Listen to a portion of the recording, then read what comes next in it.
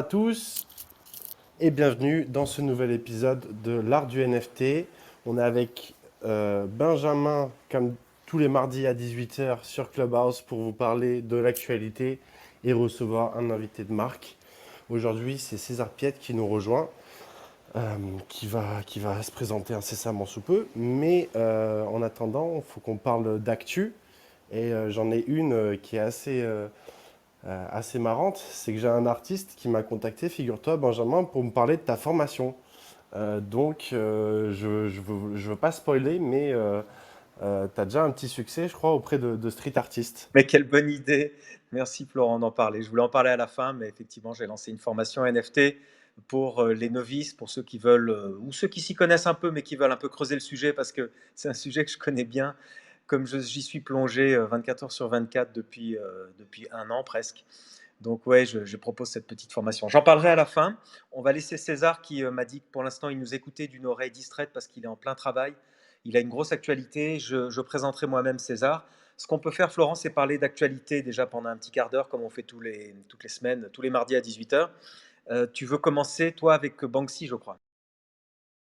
Alors effectivement, je peux commencer avec Banksy, ou le faux Banksy, on va dire, puisqu'il y a moins d'une semaine, je crois, il y a 4-5 jours, donc il y a ce collectionneur qui est très très connu dans le monde des NFT, c'est Pranksy. Et du coup, ce fameux Pranksy enfin, il s'est fait très connaître avec notamment les Bored Ape, il en a acheté 1200 à l'époque où ça valait rien. Et c'est aussi notamment ce qui explique le succès des Bored Ape. Donc tout ça pour dire que les collectionneurs, comme dans le monde de l'art traditionnel, ils jouent un rôle assez important.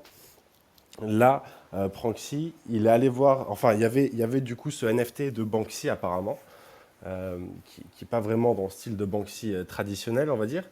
Mais il y avait ce Banksy à vendre et bon, on peut se dire que c'est qu'un fake, etc. Mais c'était en fait sur le site officiel de Banksy. Donc ça fait pas mal de confusion et il y a eu des enchères. Et donc ce fameux collectionneur Pranksy, c'est pas facile à suivre avec les noms, je suis désolé, a placé une enchère à pratiquement 340 000 dollars, donc dans les 300 000 euros un peu plus, enfin un peu moins, pardon. Et donc ça a été accepté et en fait c'était pas Banksy, c'était pas une œuvre de Banksy mais d'un hacker. Et il s'est passé un truc qui se passerait pas dans le monde traditionnel, c'est que le hacker a retourné les fonds en fait. Et c'est pas la première fois que ça arrive, et surtout là ces dernières semaines, ces derniers mois où il y a eu des hacks encore plus gros.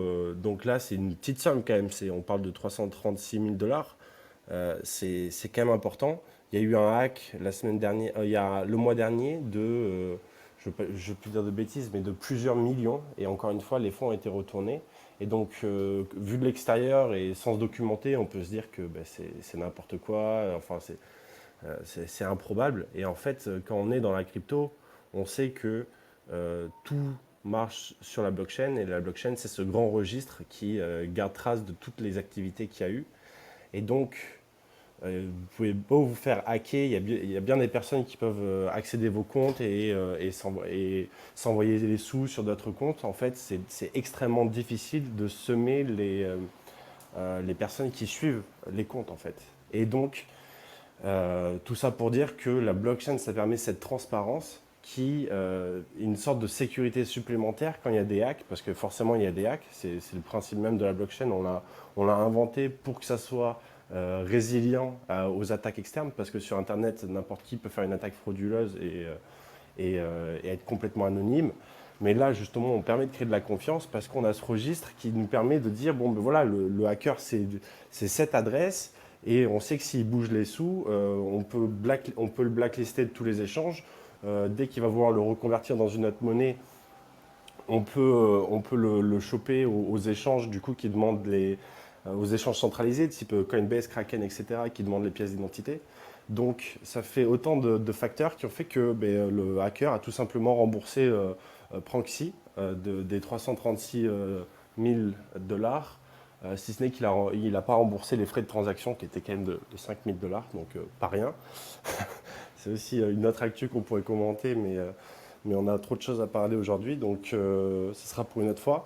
Tout ça pour dire que voilà, dans le monde incroyable de la blockchain, il y a des grandes quantités qui voyagent et parfois, ben, il y a des bonnes petites nouvelles comme le retour de fonds de hackers. Ouais. C'était ma petite actu, Benjamin. Ouais, ce que ça me fait penser que tu parles de quelque chose d'important qui est l'esprit de la communauté. On s'aperçoit que les artistes usurpateurs sont vite repérés par la communauté. Donc les gens sur Twitter alertent vite les communautés en disant il y a un artiste qui se fait passer pour un tel et qui propose des NFT ou des œuvres digitales en NFT sur telle ou telle plateforme. Donc il y a un effet réseau, un effet communautaire qui est très fort dans la blockchain. Et comme tu parles de hackers, on a vu ces derniers mois des hackers pénétrer dans certaines blockchains finalement et détourner des fonds et finalement ils les ont rendus en disant on n'a pas fait ça pour l'argent, on a fait ça pour vous montrer qu'il y avait des failles de sécurité. Il y a même des sites web qui proposent des récompenses à des hackers pour tous ceux qui pourraient repérer les failles de sécurité. C'est assez spectaculaire parce que dans la presse informatique depuis 20 ans, en général, le hacker, il prend l'argent et il se barre et il devient anonyme, évidemment. Alors qu'ici, dans l'esprit blockchain, alors pas tous, hein, mais beaucoup de hackers ne sont pas là pour l'argent, sont là pour montrer les failles de sécurité, pour justement renforcer encore la sécurité des blockchains. Moi, je voulais parler d'art. Je voulais parler d'une grosse actu qui a commencé, qui n'est pas de cette semaine, mais les enchères ont commencé. Ça y est, le musée de l'Ermitage, l'immense, l'énorme, le gigantesque musée Hermitage à Saint-Pétersbourg, qui recèle de chefs-d'œuvre de l'humanité et de la peinture, évidemment, a commencé à vendre quelques images haute définition en NFT. Alors, ce qu'ils font, c'est pas tout nouveau. Il y avait le musée des Offices à Florence qui avait fait ça au mois de juin. Le musée des Offices avait pris une photo d'un chef-d'œuvre de Michel-Ange et l'avait vendu en token, en NFT. L'Ermitage va un peu plus loin. Ils ont tokenisé, donc numérisé d'autres grands chefs-d'œuvre. Je crois qu'il y en a 8 au total. Et alors, il y a vraiment du lourd puisque on a Kandinsky, on a Claude Monet, Vincent Van Gogh et clou de la vente, évidemment, le Léonard de Vinci. La Madone à l'enfant, qui est un chef-d'œuvre qui est sur les murs, sur les cimaises du musée de l'Ermitage depuis longtemps. Et ce tableau-là, comme les 7 autres tableaux, ont été photographiés en très haute définition. Et alors, en plus, tenez-vous bien, je trouve la petite anecdote très amusante, tous les tirages photos, enfin tous les tirages, c'est-à-dire qu'il y a pour chaque œuvre, il y a 2 tirages photos. Il y en a un que le musée garde, donc il y a un NFT en 2 éditions. La première édition elle est gardée par le musée, la deuxième édition est vendue en NFT, et chaque tirage photo est signé au stylo, enfin au feutre, par le directeur du musée de l'Ermitage, un soi-disant Mikhail Piotrowski. Je trouve l'anecdote amusante parce que pour moi c'est un geste totalement mégalomane de signer de sa main une reproduction de Léonard de Vinci déjà. Et puis ça montre aussi la proximité encore entre l'art physique, l'art digital, le NFT et l'art muséal. C'est-à-dire que je pense que ce directeur a voulu quand même dater de sa main parce qu'il signe et il date le tirage photo. Et je pense qu'il fait un lien avec l'art traditionnel où on est toujours rassuré par une signature manuelle, on est rassuré par une datation à la main. Voilà. Donc je trouve l'anecdote intéressante. Ensuite, le NFT, donc la deuxième édition de chaque tirage photo, aujourd'hui, les dernières enchères sont à 80 000 dollars à peu près. Mais je pense que ça montera à plusieurs centaines, peut-être 100 ou 200 000 dollars, tout comme à l'Ermitage avait vendu la photo du Michel-Ange, je crois 240 000 dollars à l'époque. Donc ça, c'est pour moi une grosse actu, c'est-à-dire que c'est les grands musées qui commencent à comprendre l'intérêt des NFT, à la fois pour populariser les chefs-d'œuvre, parce que moi-même, qui connais un peu l'art ancien, je redécouvre là des chefs-d'œuvre de Monet, de Vinci, je le connaissais, il n'a fait qu'une vingtaine de tableaux, mais un Van Gogh que je ne connaissais pas, un Monet que je ne connaissais pas. Donc il permet à ceux qui aiment la peinture de redécouvrir ces chefs-d'œuvre et à ceux qui ne connaissent pas la peinture de s'intéresser à cette peinture ancienne par le spectre des NFT. Donc ça, pour moi, c'est une première actualité. Mais hyper intéressant et après, mais ça me donne des milliers de questions aussi. Donc, on est d'accord que c'est juste la représentation de l'œuvre qu'il tokenise, et donc du coup, il n'y a aucune utilité à avoir cette œuvre. Enfin, le propriétaire du NFT n'aura pas accès à l'œuvre, pourra pas la recevoir chez lui, disons.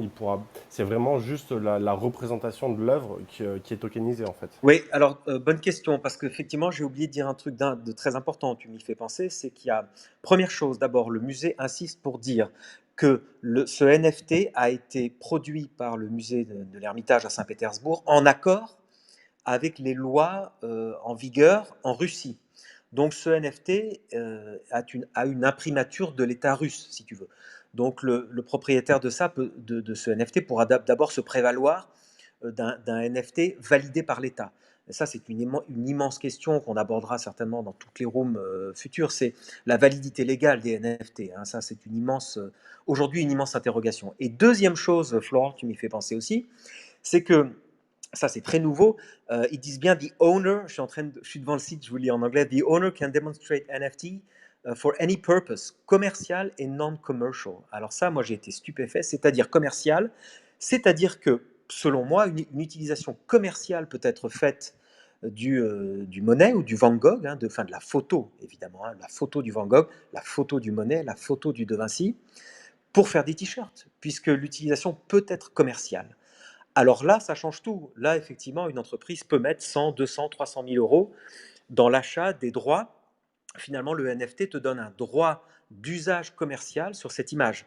Alors ça, c'est une deuxième révolution, c'est-à-dire que alors tous les musées du monde vont tomber à la renverse. Ils vont se dire, mais attendez, nous aussi, on veut donner des droits sur nos milliers de tableaux pour que les gens puissent eux-mêmes faire des t-shirts, des stylos, des mugs, est-ce que je sais, des screensavers. Et pourquoi pas? Parce qu'à la limite, alors il y aura toujours les puristes hein, pour vous dire, mais non, les chefs-d'œuvre ne doivent pas apparaître sur des t-shirts, mais tout le monde a déjà, tout le monde sait bien que sur les boîtes de chocolat, il y avait déjà la Mona Lisa, ça fait longtemps. Donc je pense que ça va développer ce système-là de manière exponentielle. Et j'étais très surpris que ce soit l'Ermitage qui fasse ça. Je pense qu'ils ont pris les devants, je pense ils ont été très audacieux. Et je vais suivre ça de très près, donc je vous donnerai le site. Alors il faut savoir que c'est Binance, c'est la marketplace Binance qui a lancé ça en partenariat avec le musée de l'Ermitage. Ça aussi, c'est une grande nouveauté parce que il faut se mettre à la place d'un musée immense comme l'Ermitage, qui est un musée aussi célèbre que le Louvre hein, ou que le Metropolitan à New York. Ils ont quand même fait appel à Binance, Binance NFT. Je pense que la plupart des gens ici dans cette room le savent. Binance a lancé sa propre place NFT et Binance a une place considérable dans le marché des crypto-monnaies et progressivement maintenant dans le marché des NFT. Donc le Hermitage ne va pas seul sur ce marché. L'Hermitage s'adosse à une grosse place de marché, un gros exchange et une marque réputée, disons, dans le monde crypto. Et je suis d'accord que c'est vraiment révolutionnaire pour les musées parce qu'à la base, enfin du moins en France, les musées n'ont pas le droit de vendre les œuvres. Et donc, ils sont forcément dépendants de subventions, de choses comme ça, parce qu'ils n'ont aucun business model. Donc, je trouve, enfin, même si effectivement, la conservation de l'art, ça ne devrait pas être un business, mais il y a quand même ce besoin d'être compétitif. Si vous avez de nouveaux revenus, vous pouvez acquérir de nouvelles œuvres qui sont d'autant plus rares et chères. Donc, pour moi, je trouve ce mouvement très ambitieux et très judicieux de leur part. Et effectivement, la grosse contrainte, c'était ben, vous ne pouvez pas vendre les œuvres. Mais par contre, les droits qui sont associés à une photo, c'est du génie. Parce que maintenant, ils gardent les œuvres et en plus, ils permettent de ben, démocratiser potentiellement la visibilité de ces œuvres. Tu disais que tu ne les connaissais pas. Ça donne un gros coup de boost sur ces œuvres-là. Et ça leur permet ben, potentiellement ben, qu'elles regagnent en valeur aussi au niveau de leur cote. Donc il y a plein de bénéfices à ça. Et effectivement, c'est hyper intéressant de voir que les musées peuvent aussi surfer sur ce mouvement, ce qui semblait être difficile au vu de la législation, mais qui, du coup, ils arrivent à contourner. Et c'est aussi ben, l'avantage d'utiliser une technologie aussi flexible que la blockchain. Mais ok, ben, super, super info. On va peut-être passer à ta deuxième info, Benjamin, à part si tu avais une autre pensée. Ouais. Oui, une info alors plus rapide, mais ça s'inscrit dans ce mouvement NFT par rapport aux galeries. Tu sais que je suis très attentif à cette passerelle entre les galeries et les NFT. On va beaucoup en parler avec César Piette, notre invité qui va intervenir dans 5 minutes. Alors, il y a une galerie à Londres qui s'appelle Unit London. Donc si vous tapez unitlondon.com, vous arrivez sur le site web de cette galerie qui propose une expo NFT à la fois à la galerie et à la fois une expo digitale, donc sur leur place de marché. Ça s'appelle NFTism, deux points, No Fear in Trying. Ce qui est assez amusant, comme ça, c'est une anecdote pour dire allez-y, n'ayez pas peur d'essayer les NFT. C'est ça que ça veut dire. Alors, ce qui est incroyable, c'est qu'il y a une centaine d'artistes internationaux qui viennent de partout, à la fois des gens connus, des artistes moins connus, des artistes qui ont déjà minté, d'autres qui mintent pour la première fois. Et c'est curaté, donc c'est le commissaire d'exposition, c'est le fameux Kenny Schachter, que tous les gens un peu dans l'art contemporain connaissent, parce que Kenny Schachter, c'est à la fois un artiste, c'est un collectionneur, c'est un people du monde de l'art, il est de tous les vernissages à New York, il est intime avec Jeff Koons, avec Damon Hirst, etc. Il est très people, il est très relationné, il adore l'art, il se moque beaucoup de l'art contemporain. Il a une grande ironie et justement, il a monté cette exposition avec une centaine d'artistes qui, à la fois, dans la galerie de Londres, vont montrer leur NFT sur des écrans de manière interactive avec des casques VR, etc. Et à la fois, il y aura une place de marché qu'ils ont eux-mêmes lancée. Donc, Unit London a sa place de marché NFT. Pour l'instant, je n'ai pas encore vu le listing de ses œuvres avec les prix en Ether, etc. Je ne sais même pas avec quelle wallet on peut se connecter. Ça va commencer le 11 septembre. Je vais suivre ça de très très près parce que ça m'intéresse beaucoup. J'ai un ami artiste qui y participe, qui s'appelle Vermibus, qui est un street artiste, Florent, d'ailleurs ça devrait t'intéresser, qui participe, je le connais bien, c'est un grand artiste, j'adore. Et puis Kenny Schachter, il fait pas les choses à moitié en général, comme à New York, quand il fait des événements artistiques, il y a le tout New York, il y a du lourd, quoi. Donc je vais suivre ça de près, il y a à la fois une plateforme NFT, il y a une galerie. Pour ceux qui sont à Londres, essayez d'aller voir, envoyez-moi des screenshots, j'adorerais pouvoir aller voir ça. Donc ça, c'est pour moi une actu à suivre de près. Ok, ouais. Et donc, du coup, tu disais que cette galerie sort son propre site, sa propre plateforme. C'est pas forcément une marketplace, mais au moins, ça sera sur leur site qu'on pourra acheter les œuvres et pas sur pas sur un OpenSea ou un Rarible. Ouais, voilà, je pense qu'ils participent de ce mouvement où maintenant de plus en plus d'artistes, je parlais de Erwin Worm à la dernière room, qui s'associe avec un autre site qui s'appelle AMA, enfin peu importe, en tout cas des initiatives privées pour vendre leur NFT en dehors des grandes marketplaces comme OpenSea, Nifty Gateway, etc.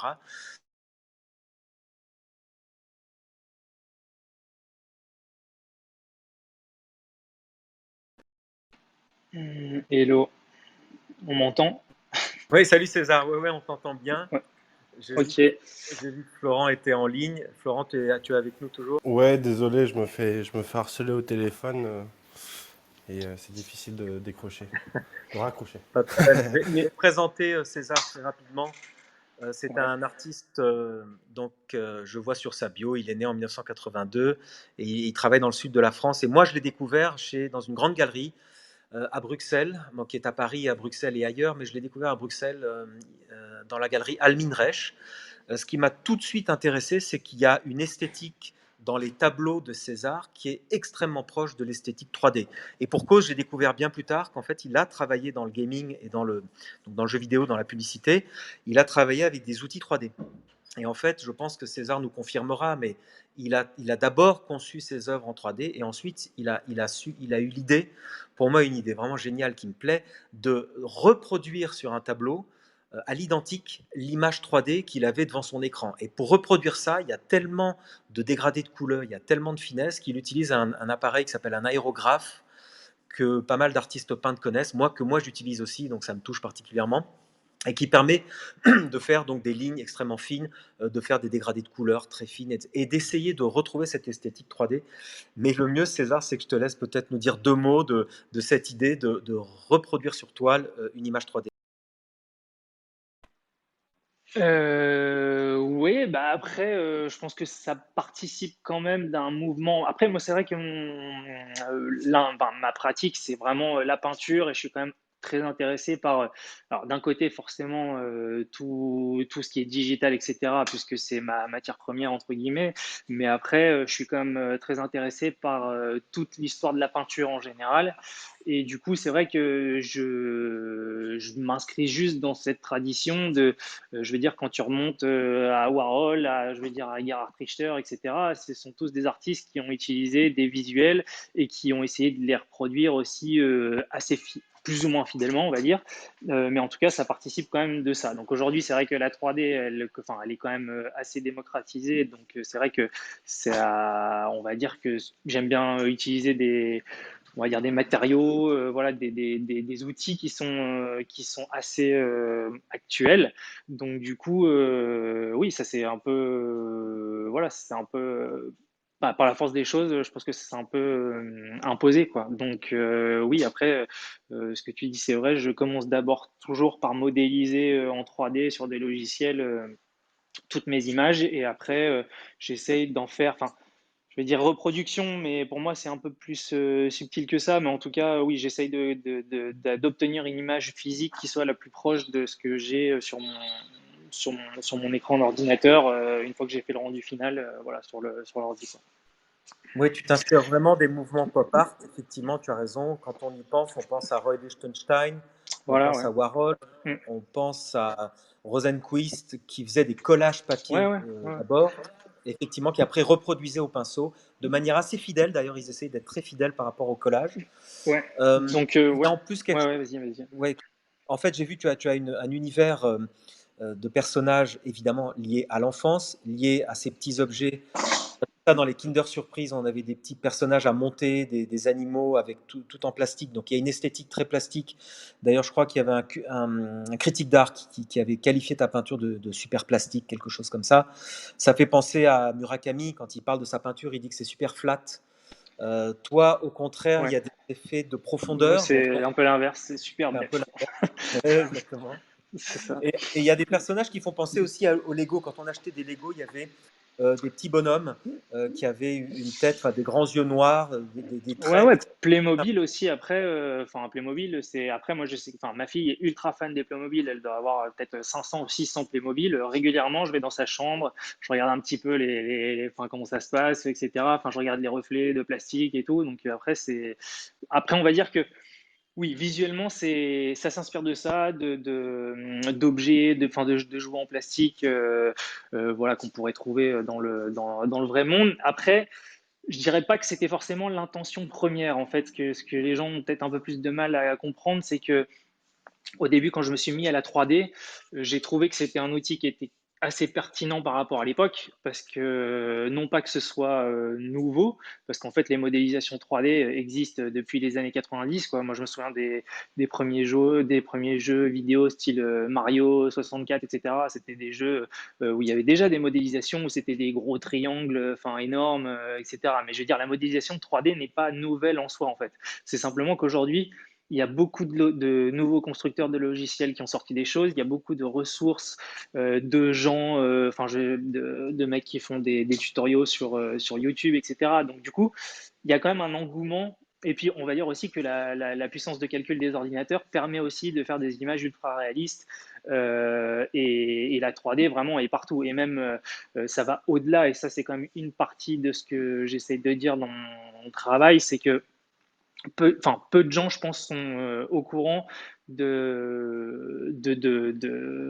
de l'implication de la 3D dans la vie de tous les jours, enfin dans les images, je parle, parce que aujourd'hui, beaucoup de marques, par exemple, beaucoup de constructeurs de voitures, des gens qui travaillent dans la mode, je sais pas moi, des bouteilles de parfum, des chaussures, etc. Parce qu'en fait, quand tu veux faire une pub, c'est tellement plus simple de payer juste un graphiste qui va te faire une modélisation qui peut te changer toutes les couleurs, enfin tourner autour de la scène, etc. Par contre, quand tu dois avoir un photographe qui fait un shooting, bah, la photo elle va pas, il y a un truc qui machin. Donc en fait, la 3D est un gain de temps, un gain d'argent, et en tout cas pour les gens qui ont quelque chose à vendre. Et du coup, ce qui fait que tout ça s'est développé un petit peu les dernières années, et du coup maintenant c'est quand même une technologie qui est, on va dire, disponible, quoi. Vous pouvez même obtenir des logiciels 3D gratos, quoi. Par exemple, Blender, c'est gratuit. Enfin, on peut commencer à modéliser gratuitement, quoi. Donc après, Après, voilà, donc ça, c'est quelque chose qui m'intéressait voilà, d'utiliser en tout cas un outil qui soit assez actuel, comme Warhol a utilisé la sérigraphie dans les années 60, comme Liechtenstein a utilisé les BND Dots, c'est enfin, les points d'imprimerie assez gros qu'il y avait à l'époque pour faire les dégradés ou remplir des aplats de couleurs. Donc voilà, donc ça c'était une envie particulière de retranscrire ça dans mon travail. Sauf qu'en fait, quand j'ai commencé la 3D, j'y connaissais absolument rien. J'avais jamais ouvert un logiciel de 3D. Donc du coup, même si je peignais depuis des années et que je savais peindre de manière réaliste, etc., ça n'a pas été si facile que ça au début. Je me suis quand même farci un nombre incalculable de tutoriaux que je continue à faire pour essayer de progresser, etc., coûte que coûte. Mais c'est vrai que c'est pas mon métier de base, quoi. Moi, après, c'est plus la peinture. Donc c'est vrai que j'essaye de rattraper un petit peu mon retard et de me mettre à la bâche sur certains trucs. Mais en fait, au début, les personnages se sont présentés comme ça parce que c'était la seule manière enfin, c'était le seul truc que j'arrivais à produire. En fait, j'étais pas encore capable, même si je pouvais le faire avec un crayon ou des pinceaux, j'étais pas capable de modéliser quelque chose de réaliste en fait.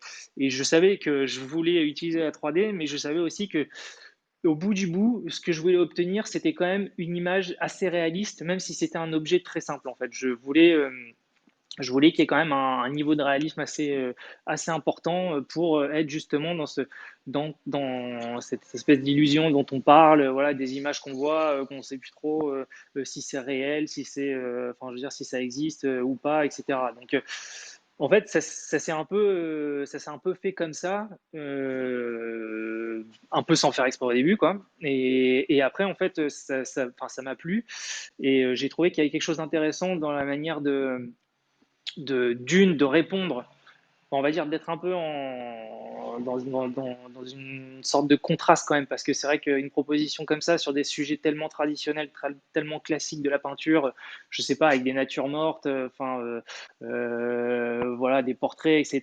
Il y avait quand même un côté assez je vais pas dire controverse, mais je vais dire un changement assez radical quand même d'imagerie, même si d'autres ont essayé d'explorer une imagerie cartoon, etc. Je veux dire, se confronter à des sujets ultra traditionnels comme ça de l'histoire de la peinture et en faire voilà, des espèces de jouets en plastique colorés, etc.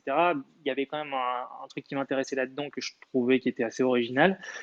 Et après, qu'est-ce que je voulais dire? Je sais plus où j'en étais. Voilà, donc il y avait cette idée. Enfin, donc ça, en fait, ouais, c'est un peu comme ça que ça a commencé, un peu par lacune au début, et ensuite, voilà. Donc j'ai été intéressé par cette idée de contraste, on va dire d'effet de high and low, quoi, si on veut appeler ça comme ça. Voilà, d'avoir quelque chose enfin, haute culture et basse culture.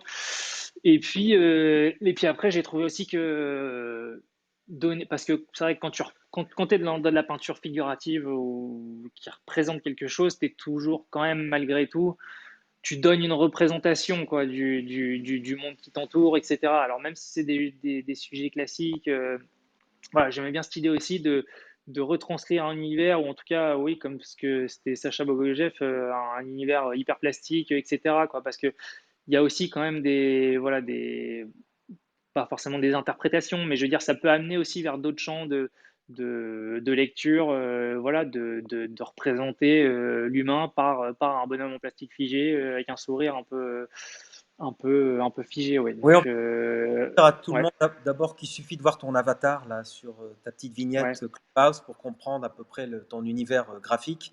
ouais. J'ai vu que tu jouais beaucoup avec les codes de la peinture ancienne. C'est clair que quand on voit Mm, ces femmes en robe longue, ça évoque ouais. je pense, enfin ça évoque la peinture du 19e. Et Mm, c'est ça, moi, qui m'intéresse, c'est que c'est toujours, et c'est très pop art d'ailleurs. C'est d'ailleurs, il y a une première lecture qui est enfantine, on va dire, qui est mm, l'univers de mm, l'enfance. Et derrière, on comprend que en fait, tu joues avec les codes, que tu fais passer d'autres messages, qu'il y mm. a il y a une vraie originalité. Donc, moi, j'aime beaucoup ta Voilà. peinture. J'aimerais revenir, César, si tu le veux bien, Ouais, sur. attends, juste te dire un Ouais. truc. Et en fait, et aussi, il y a quelque chose qui m'a poussé à continuer aussi, c'est qu'en fait, une représentation, enfin je me base toujours sur la peinture, c'est que une représentation du corps un peu déshumanisée, par exemple quand tu regardes les nus de Fernand Léger, quand tu regardes Giorgio de Chirico, et tu regardes même Cindy Sherman, une photographe qui représente avec des poupées, tu as Hans Bellmer, etc. Donc il y a toute une tradition aussi quand même de représenter le corps ou la figure sous des traits pas forcément complètement humains, quoi, mais avec un décalage. Voilà. Donc je trouvais ça sympa aussi de poursuivre ça en le représentant comme une espèce d'automate ou de Playmobil. Voilà quoi. Voilà, c'est tout ce que je veux dire. Tu m'autorises une question, Benjamin? Je te sens bien passionné. Exact, exact. Moi, enfin, vu qu'on parlait d'univers, je voulais avoir ta perspective, César, sur justement ta rentrée dans l'univers des NFT. Ouais, On t'avait interviewé au tout début quand tu venais juste de faire ton drop sur Nifty Gateway. ouais. Est-ce que tu as remarqué des changements? Est-ce que ça a influencé ton processus de création? Est-ce qu'il y a eu un avant-après en termes de followers, enfin, ou de Après, positionnement? honnêtement, c'est un peu compliqué parce que c'est vrai que j'ai fait du NFT. Je me sens pas forcément comme un acteur, tu vois, voilà, absolument indispensable dans le NFT. De toute façon, après, voilà, je veux dire, enfin, je suis inconnu dans ce monde-là. Voilà, c'est juste que par rapport à ce que je fais dans mon travail, dans ma pratique au quotidien, vu que je bosse avec des images digitales, vu que je suis en lien avec la 3D, etc. Bah après, c'était comme une extension un peu naturelle quand même de ce que je faisais. Après, le premier drop que j'avais fait avec Nifty, on était vraiment enfin, comme c'était des éditions limitées. Il y avait 4 images, donc je sais plus c'était quoi, c'était 25, 50 et 100, je crois, les éditions. Bon, c'était vraiment comme si je faisais une édition papier je sais pas, d'un tableau, etc. Quoi, que je faisais une sérigraphie ou une litho. Voilà, on était vraiment dans ce genre d'intention, on va dire. Après, là, c'était un petit peu différent ce que j'ai fait samedi dernier, parce que c'était vraiment, enfin, c'était que des images on va dire originales, puisque c'est des éditions de 1 sur 1. Là, c'était un petit peu différent. Et là, en fait, ok, c'est du NFT, mais c'est quelque chose que j'aurais pu faire même s'il n'y avait pas eu toute cette mode du NFT aujourd'hui, en fait, parce que ça questionne un petit peu plus encore mon rapport avec le digital dans ma pratique de la peinture, etc., quoi. Donc là, c'est un peu différent. Mais après, je sais pas, c'est pas forcément un milieu que je connais très très bien, hein, parce que c'est vrai que bon, bah, tu t'intéresses déjà à l'art contemporain, à la peinture, etc. Après, bon, je regarde comme ça, hein, je m'y intéresse, mais après, je suis les grands trucs, mais c'est après, je suis pas voilà, intarissable sur toutes les dernières news du NFT. Voilà, j'ai des amis qui sont à fond dedans, et donc on en parle, etc. Mais après, voilà, je suis pas forcément un très bon connaisseur. J'en ai fait parce que ça s'inscrit très bien dans ce que je fais. Mais après, je suis pas forcément oui, voilà, un spécialiste du NFT, quoi, c'est ce que je veux dire. Ouais, mais t'inquiète, hein, c'est tout à fait normal et c'est aussi pour ça du coup que tu t'es aussi associé avec Almin Reich, je présume, qui doivent pouvoir gérer cette partie plus facilement, enfin ou du moins qui sont Alors, vraiment. ça, c'est quand même une critique que j'ai perçue un petit peu, voilà, les gens, parce que c'est vrai que d'après ce que j'ai pu en comprendre, enfin, les gens de la communauté NFT préfèrent que ce soit les artistes en titre perso qui viennent, enfin, dropper les images, etc. Chose que je peux comprendre, quoi. Après, c'est un peu le discours quand même, voilà, enfin, démocratiser l'art, etc. Parce que les galeries, c'est forcément un peu élitiste, quoi. Mais après, c'est un truc que j'avais du mal à comprendre du point de vue des galeries. Mais après, c'est vrai que eux, ils ont, un- ils ont des espaces physiques, ils ont des gens à payer, etc. Donc, je veux dire, il faut qu'ils aient des bons clients, il faut que les clients soient réguliers. Enfin, je veux dire, c'est pas comme si, enfin, je veux dire, tout le monde peut acheter un NFT, quoi. Aujourd'hui, il y a des NFT de tout prix, tu peux en trouver pour 50 € jusqu'à très très cher. Mais ce que je veux dire, c'est que avoir le business d'une galerie avec voilà, de la masse salariale, des loyers, etc., c'est aussi un autre truc. Donc, du coup, alors après, ils jouent de ça, évidemment, hein. Je suis pas en train de leur trouver des excuses, mais c'est aussi autre chose comme business model que d'avoir une plateforme qui doit avoir tout son lot de contraintes aussi. Mais donc voilà, donc du coup, je sais que c'est une critique que j'ai plus ou moins perçue. Voilà, les gens comprenaient pas pourquoi je l'avais pas fait en mon nom propre, etc. Après, moi, je vais dire, ça reste quand même du visuel entre guillemets. Enfin, je comprends et je comprends pas quoi.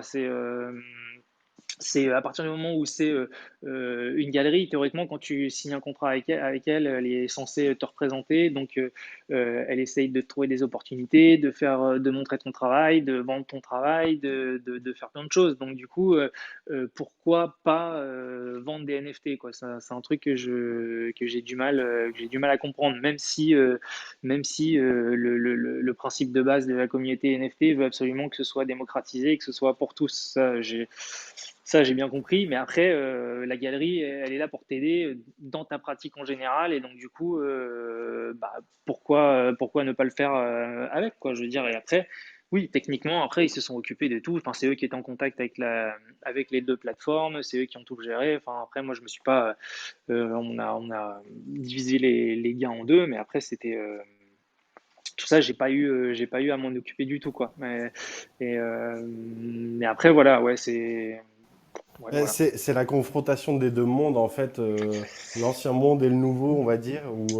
Là, tu vois, genre, il y a effectivement ce côté démocratisé, mais c'est pas vraiment, là, dans ce cas-là, c'est plus des intermédiaires, on va dire, ou Mm. qui est très, très intéressant. Enfin, il y a effectivement Ouais. ces deux écoles qui se clashent, on va dire, jusqu'à ce qu'il y ait un équilibre qui se trouve, et je pense qu'il va se trouver. Ouais, ouais, ouais, non, c'est sûr. Mais après, enfin, le truc que je comprends pas, c'est si tu pars du principe, enfin, si les gens de la communauté NFT disent que c'est pour tout le monde et que ça doit être démocratisé, bon, bah, pourquoi les galeries d'art pourraient pas se mettre dedans, tu vois, je veux dire, a priori, si c'est pour tout le monde, c'est pour tout le monde, quoi. C'est pas, euh, c'est pas juste pour tous les gens, sauf les galeries d'art.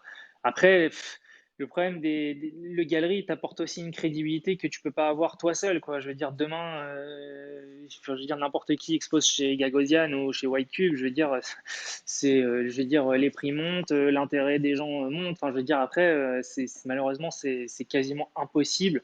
Si, allez, tu t'appelles Damien Hirst ou Jeff Koons, et encore, même Jeff Koons, il a changé de galerie, là, il est signé avec Pace, donc je veux dire, c'est que toutes ces galeries ont un intérêt pour le développement des carrières d'artistes, quoi. Donc, Ouais. c'est intermédiaire. Je pourrais très bien avoir une carrière où je vendrais que mes trucs sur Instagram, etc. Mais bon, est-ce que c'est vraiment enfin, sur le long terme, est-ce que ça a l'intérêt? Je sais pas. Ouais, je suis d'accord, César, d'autant qu'Almine Reich a une vraie stratégie, il y a une vraie cohérence dans ce qu'elle fait, puisqu'elle a ouvert Mm, deux comptes. Elle a ouvert un compte chez Nifty Gateway, mm. elle a ouvert un compte maintenant chez Foundation où elle a vendu tes derniers NFT, et elle vend aussi un autre artiste, Brian Brian Calvin. Calvin, ouais, elle en a fait, Voilà, bah, c'était il y a quelques mois aussi, pareil. Ouais. c'est ça il y a quelques mois, et je trouve elle a poussé Brian Calvin, comme toi, à faire des œuvres uniques pour les NFT. Ça, je trouve ça brillant. Calvin a utilisé une sorte d'intelligence artificielle qui a mis Ouais. en avant les Mm, portraits de femmes qu'il fait de manière assez mm, cubique, d'ailleurs. ouais. Donc, ça, c'était bien vu. Et puis, toi, elle t'a demandé de faire des œuvres uniques pour les NFT. Alors, Donc, c'est elle qui m'a sollicité pour les tout premiers qu'on avait fait en Nifty, enfin avec Nifty. Après, ceux de Foundation, c'est moi qui étais à l'initiative du truc parce que c'était vraiment quelque chose qui était en rapport avec ma pratique de la peinture, etc. Donc, c'est moi qui ai sollicité les gens de la galerie et ils ont dit OK, ben, on a qu'à faire matcher ça avec l'ouverture de l'expo en même temps. Et puis voilà. ok, excellent. Le temps passe vite. On peut dire à ceux qui nous écoutent qu'ils peuvent commencer à lever la main parce que s'ils ont des questions à te poser, on serait ravis de les faire monter sur scène, leur donner le micro pour te poser quelques questions ou faire Mm. part de témoignages. Je voulais juste. Moi, j'étais fasciné aussi par l'histoire de ta vie parce que tout comme Warhol, tu étais donc avant en entreprise en fait. Tu utilisais tes talents créatifs pour des marques, j'imagine, ou des jeux vidéo. Et à un Ouais, j'étais en moment donné, freelance, ouais. T'étais en freelance, voilà, c'est ça. Et un peu comme Beeple, d'ailleurs, le fameux Beeple était aussi en freelance, il travaillait pour des grandes marques, et Mm. puis il faisait de l'art de son côté, et d'un seul coup, il a basculé artiste à plein temps. Je pense que c'est un peu ton histoire aussi. Et c'est Ouais. aussi une lueur d'espoir pour tous les artistes qui voient les NFT comme une opportunité d'indépendance, une opportunité de vendre enfin leur Ah, travail. bah, clairement, oui, oui, oui. Après, c'est sûr. Mais après, même juste sur le principe même de la blockchain, quoi, parce que je veux dire, enfin, je suis sorti de l'école, j'ai fait quand même, enfin, j'ai fait une école d'art, etc. Mais je veux dire, je suis sorti en 2005, donc bon, Photoshop, Illustrator, enfin, Illustrator, tout ça, ça existait déjà, mais tous les gens qui bossaient, enfin, qui produisaient des illustrations qui étaient purement digitales, où il n'y avait pas un coup de pinceau, pas un coup de crayon, ta seule manière de vivre, c'était d'avoir, il y avait encore des agents comme des agents de pub en fait, qui te mettaient sur différents projets, etc. Tu devais en fait bosser avec des marques, faire des illustrations dans les magazines ou ce genre de choses. En fait, tu ne vendais que la reproduction de ton travail, mais jamais le travail lui-même. Donc, c'est vrai qu'en ça, la blockchain et le fait de pouvoir authentifier une œuvre, que ce soit une œuvre originale ou une œuvre en édition limitée, ça change complètement la donne, quoi, parce que tu peux vendre le travail en lui-même et non les droits de reproduction, en fait.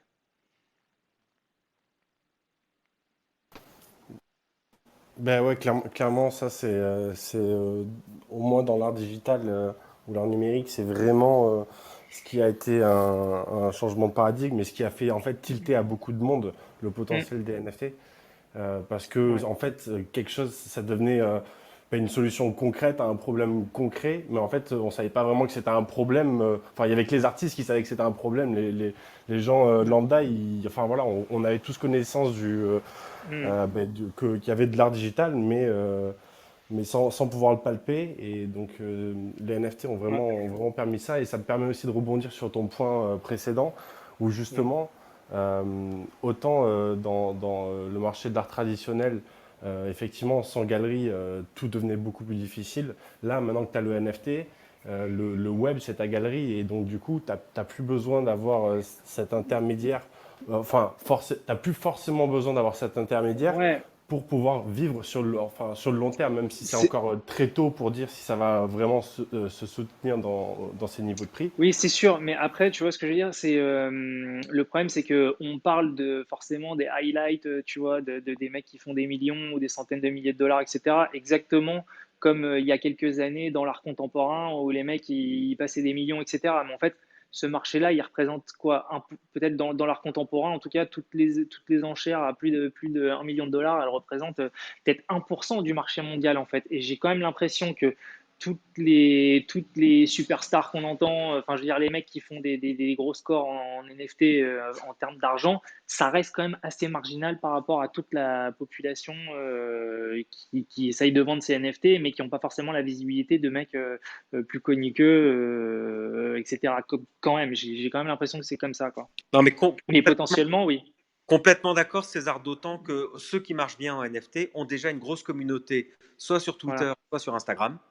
Oui, Et, bah Beeple, il avait, je crois, déjà 2 millions d'abonnés avant de faire son ouais. score. Donc, Exactement, exactement. Et moi, j'avais pas de communauté particulièrement sur les NFT, mais j'ai passé beaucoup de temps sur Harible parce que moi, je vendais sur Harible et je me souviens que je followais beaucoup d'artistes qui après me followaient, puis j'envoyais des messages et puis j'essayais de me faire connaître comme ça. Mais mm. c'est énormément de temps que je ne passais pas à faire de la création. En fait, c'était Ah du. ouais, mais de toute façon, la promotion, malheureusement, même sur Instagram et tout, oui, oui, c'est compliqué, hein. Puis c'est vrai que maintenant, il y a quand même, il y a même juste Instagram, il y a 4 5 ans, tu pouvais encore faire ton trou et machin. Là, aujourd'hui, ça devient quand même vraiment très compliqué, hein, d'arriver à percer, où il faut vraiment avoir un contenu de ouf, quoi. Clairement, ouais, ce genre de plateforme, c'est saturé. Et pour faire le parallèle avec les NFT, justement, on voit que enfin là, les chiffres sont sortis et il y a, euh, il y a 2 fois plus d'acheteurs qu'il y a d'artistes, en fait, de créateurs d'NFT. Donc clairement, il y a encore Ah beaucoup de bah, place. ouais. Et même si ça, je pense que ça va structurer pour l'instant, voilà, il est encore tôt et on ne sait pas trop comment valoriser les choses, sachant que ben, ça joue beaucoup sur Après, l'irration. Vas-y, ouais. pardon. Non, non. Après, moi, juste tu vois, enfin, après, franchement, voilà, tout ça, il y a du positif, du négatif, et ouais, ça, tu vois, on peut passer la nuit à trouver des avantages, etc. Après, tu vois, c'est vrai que pour les gens, enfin, tu vois, pour les artistes vraiment qui font vraiment des énormes scores, tu vois, à plusieurs centaines de milliers de dollars, etc., tu vois, c'est vrai que j'attends de voir ce que ça va donner dans le temps quand même, tu vois. Est-ce que tous ces gens-là vont pouvoir tenir leur cote, tu vois, parce que c'est vrai que il y a eu et il y a toujours des bulles spéculatives dans l'art contemporain, que ce soit, je sais pas moi, au début des années 2000, tous les Chinois ont commencé à percer, après, tu as eu les mecs qui faisaient tous de l'abstraction, etc. Donc, il y a toujours eu des bulles spéculatives dans l'art. Après, j'ai l'impression que ça allait quand même un petit peu moins vite et que, enfin voilà, je sais pas sur le long terme comment tous ces gens-là vont tenir leur cote, tu vois, et est-ce que ça va, oui, est-ce qu'ils vont arriver à, enfin, avoir vraiment un marché et une carrière là-dedans entre guillemets, quoi, tu vois, c'est après ça, je sais pas. Je suis tout à fait d'accord, sachant qu'en plus, là, les œuvres sont valorisées en Ethereum, et au Mm, vu enfin, des cas d'usage qui vont bien au-delà juste des NFT, mm, le Ethereum enfin, va complètement augmenter en valeur. Donc si on ouais, continue à valoriser les œuvres en NFT et que en ETH, pardon, en Ethereum, et que dans mm, 10 ans, Ethereum est à plusieurs centaines de milliers ouais, de dollars, ben forcément, ouais, ça va être très difficile de continuer à avoir une valorisation, une forte croissance sur ces œuvres. Mais à voir, ouais. Il est encore très tôt et forcément, je suis d'accord qu'on est dans une petite bulle là à l'heure actuelle, même si au final, je suis sûr que dans 10 ans, on regardera en arrière et le marché paraîtra bah, ouais, sera tout petit par rapport à maintenant qui semble énorme en fait. ouais. Je sais pas si c'est. Je sais pas. Après, après c'est sûr qu'il y a quand même, et il y a quand même un autre point positif aussi quand même pour les artistes quand même, c'est aussi le fait qu'ils touchent un pourcentage sur les reventes des images à chaque fois. Et c'est vrai que par rapport à une peinture physique que tu dois faire, enfin que où tu dois appeler un transporteur, livrer ton truc à l'autre bout du monde, etc. C'est vrai que là, s'échanger des images par le biais d'Internet à la vitesse de la lumière, c'est sûr que c'est un très gros avantage. Donc après, je pense que ça va continuer d'aller fort, quoi. Mais après, oui, c'est juste sur les carrières spécifiques de chacun. Voilà, est-ce que ça va tenir ou pas? J'en sais rien. Ok, j'en profite pour dire à tous ceux qui nous écoutent qu'ils peuvent poser une question à nous, à César, évidemment. Il suffit de monter sur scène et on vous donne tout de suite le micro. Surtout que c'est rare d'avoir un artiste français qui vend très bien, à la fois maintenant à Londres. César, tu as une expo en ce moment même chez Almin Reich à Londres, donc une expo Ouais, physique, on va dire. J'ai ouais. vu passer le mot figital, donc c'est à la fois Ah, quand on parle du physique et du pas mal. digital. Je trouve ça pas mal. Ouais, Donc c'est pas tu mal. es actuellement exposé en figital, En digital. physique à Londres et digital sur Foundation. Bah, je crois que les auctions sont terminées sur Foundation. Oui, Tu as ouais, fait un ouais, sold c'est terminé. out La dernière, elle, c'est, ouais. ouais, tu as- Et ça s'est terminé hier soir pour la dernière. oui, alors figure-toi qu'il y a déjà quelqu'un qui veut revendre ton œuvre. Ouais, j'ai vu, mais je pense qu'il fume un peu le mec, mais bon, je sais pas. Pourquoi il essaie de la revendre bien Ah, plus je sais cher? pas, 127, je crois, ETH, il me semble. 127 Donc, Ether. ça fait un Ouais. peu beaucoup quand même. Je veux bien, mais bon. Enfin, bref. Non, mais c'est un phénomène dans les NFT. On a vu ça sur Oui, OpenSea, on c'est a pas vu ça sur... surprenant, hein. C'est pas surprenant. Ouais. Ouais, ouais, bah, mais, non, mais après, voilà, je veux dire, à la limite, le mec, il l'aurait mis à 10. À la limite, je me serais dit, bon, allez, avec un peu de chance, ça peut passer, quoi. Ah, peut-être pas abuser quand même non plus tout de suite, quoi.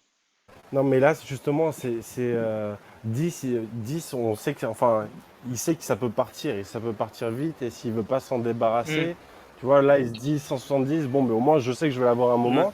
Et si un jour ça part, je serai quand même content du profit. ouais, ouais, Et, ouais, ouais, ouais, c'est sûr. et tu vois, en fait, il y a ce jeu un petit Hmm. peu, tu vois, du fait que tout soit transparent, que tout le monde peut tout voir.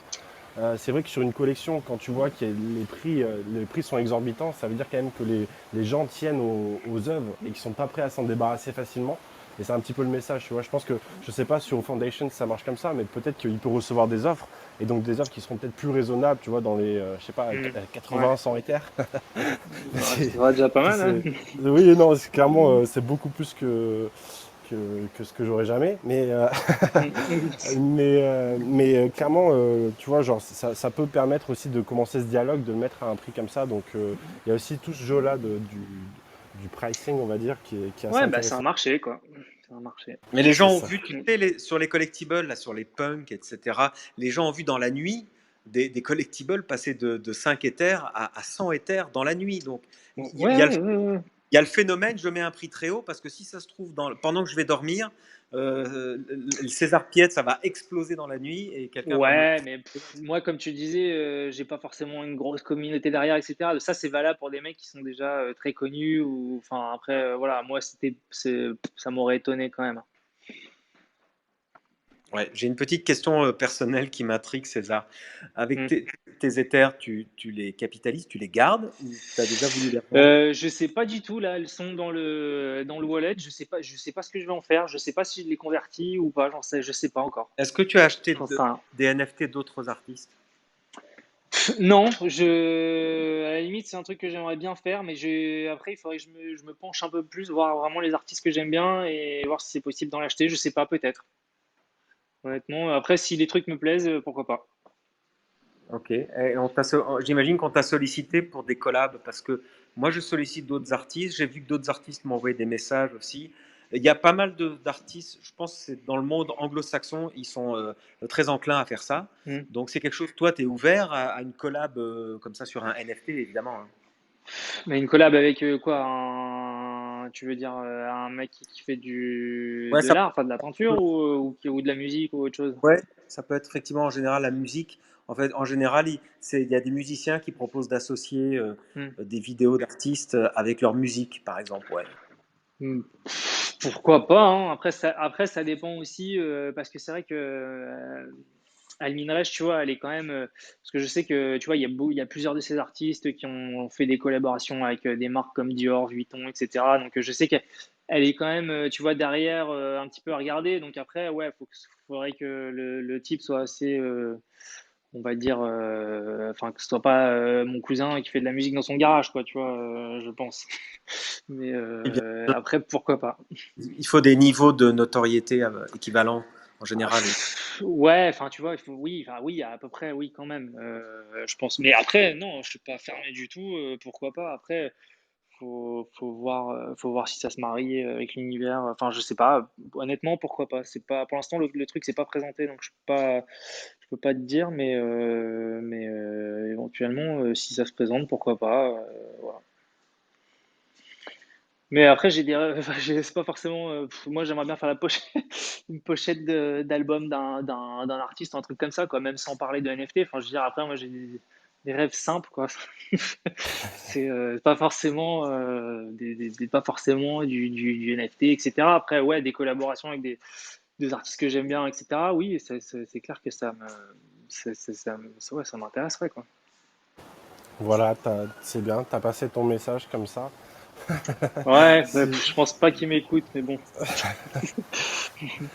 on ne sait pas, hein, d'ici quelques semaines, le podcast sera peut-être Ouais. classé numéro un en France et tu seras écouté partout. Là, je suis un peu déçu de notre audience qui est timide aujourd'hui. Ah, bah écoute. C'est improbable, peut-être que tu les intimides. Bah, ça doit être ça, je pense. Trop de charisme. Toutes les Trop de rooms sont charisme. enregistrées. Je ne sais pas si tout le monde le sait, mais on enregistre toutes les rooms et on les place avec Florent sur un podcast qui est disponible sur toutes les grandes plateformes, y compris sur iTunes. Donc vous pouvez retrouver toutes les rooms. Et comme dit Florent, le NFT va grandir en termes de popularité, de notoriété. Ça commence déjà assez fort. Et je pense que tout le monde pourra réécouter ça. César, j'ai juste une dernière question. Ouais. Après, on te libère. Est-ce que tu peux nous dévoiler des projets pour l'année prochaine en termes de création déjà? Est-ce que tu continues cette série-là? Est-ce que tu vas lancer une nouvelle série? Est-ce qu'en termes de NFT, il y a de l'actu, des drops prévus pour la fin de l'année ou pas? Alors, NFT, pour l'instant, je sais pas. Enfin, je pense pas que tout de suite, là, je vais en refaire. Enfin, à mon avis, ça m'étonnerait que je refasse. Là, si on est en septembre, je pense pas que je refasse d'ici, enfin avant décembre, à mon avis, je pense pas. Après, non, là, je continue un peu ce que je fais parce que normalement, et ça, ça me ravit encore plus que les NFT. Normalement, j'aurai deux pièces Art Basel Miami en décembre, donc bon, ce sera des petits trucs parce que là, il faut que je les envoie d'ici un mois ou deux. Mais bon, déjà juste, enfin, tu sais, quand t'es artiste, t'as des repères comme ça, et c'est vrai que exposer dans une grosse galerie et faire des foires comme Art Basel, c'était quand même un peu un de mes rêves, quoi. Donc du coup, j'ai déjà ça. Et après, sinon, j'en aurai une petite aussi dans un musée à Seattle. Et après, à Minreich, j'aurai une autre expo, mais pas tout de suite. Ce sera à New York, je pense début 2023, un truc comme ça. Donc je vais déjà commencer un petit peu à bosser dessus, je pense, là sur la fin de l'année. Et puis après, là pour l'instant, voilà, j'ai de la visibilité jusqu'à la fin de l'année. Après on verra.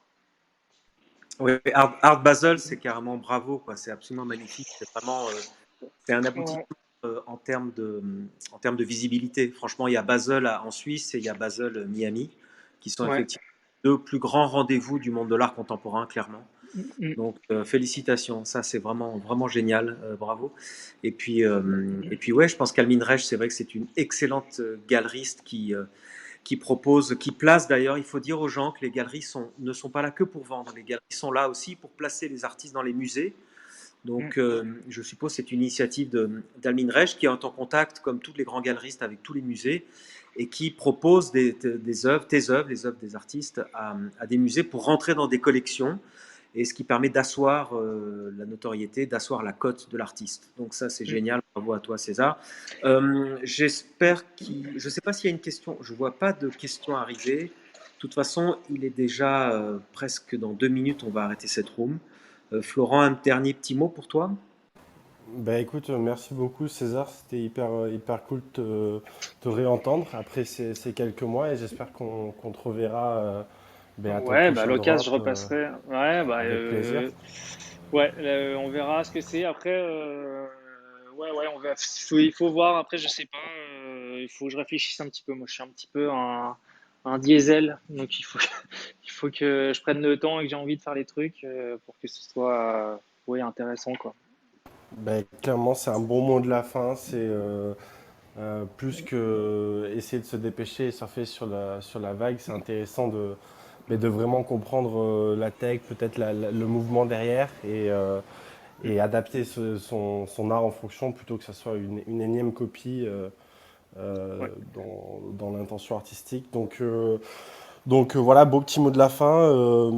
Là, les semaines qui vont arriver, on commence à s'y prendre un peu plus tôt avec Benjamin pour contacter nos invités. Donc là, ce mois-ci, on va parler de métaverse. Enfin, je ne vais pas trop teaser qui va venir, mais on va parler métavers, euh, on va parler art génératif aussi, parce que j'ai envie d'inviter mon cofondateur qui a fait un drop assez incroyable sur une collection entière, en fait, entièrement on-chain. Donc il viendra nous parler de tout ça. Enfin bref, on va continuer à explorer tous ces sujets tous ensemble et on espère que vous qui nous écoutez en ce moment en live ou en replay, vous viendrez participer au room pour venir poser des questions. Et potentiellement aussi participer parce on est assez ouvert avec Benjamin sur la programmation. Voilà. Ah oui, on aime bien qu'il y ait des questions à la fin. Là, aujourd'hui, c'est un peu calme, c'est la rentrée. On va clôturer cette room. J'aimerais remercier à nouveau César, César Piette, que vous retrouvez sur Internet, sur Instagram. Et puis ma formation dont on a parlé ce matin, enfin au début, vous la retrouvez sur le web, ça s'appelle nftformation.art. Voilà. Et puis César, merci beaucoup. Dernière chose, ton Instagram, j'ai toujours pas compris le nom. Ton Instagram, c'est Gosmouth. Go smooth or go home. C'est un peu l'inverse de go hard or go home. Tu vois ce que je veux dire? D'accord. Ben voilà, j'ai Écoute, compris. ah, on s'amuse comme on peut, hein. Merci Belle à César. philosophie. Ouais. Euh, merci à tout le monde. Florence, si ça te va, on va clôturer. Allez, à mardi prochain. À À mardi. mardi. Bonne Allez, soirée. Salut à ciao. tout le monde. Ciao, ciao. Salut tout le monde.